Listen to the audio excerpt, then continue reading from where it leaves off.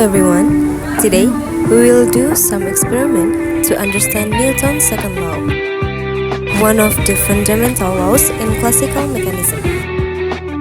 Newton's second law of motion states that the acceleration of an object is directly proportional to the net force acting on it, and inversely proportional to its mass. Mathematically, F equals m times a, where F is force, Newton, m is mass of the object, kilogram, and a is for acceleration.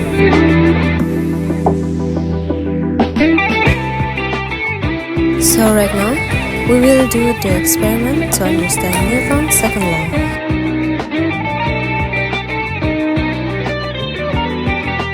For the first, prepare a card, marble, and rope.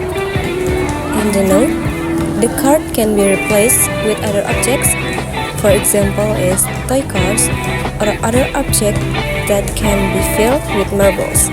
Use at least one marble.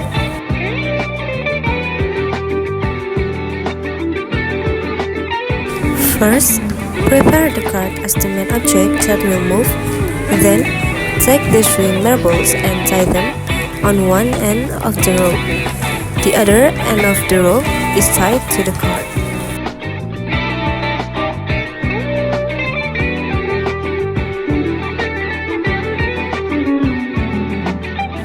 When we release the marbles, gravity pulls them downward because the marbles are tied to the rope. This force is transferred to the card, causing it to move forward on a flat surface.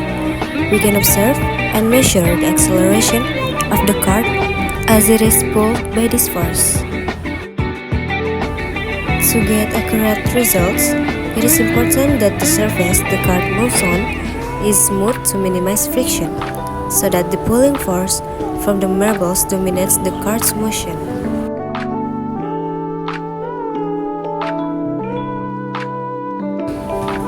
In this experiment, the force acting on the card comes from the weight of the three marbles, calculated by the gravity formula F equals m times g, where m is the total mass of the marble and g is gravitational acceleration. Approximately 9.8 meters per second squared.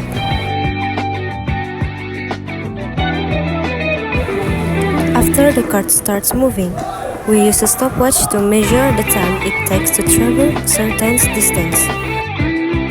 Using this data, we can calculate the card's acceleration with equation of uniformly accelerated motion.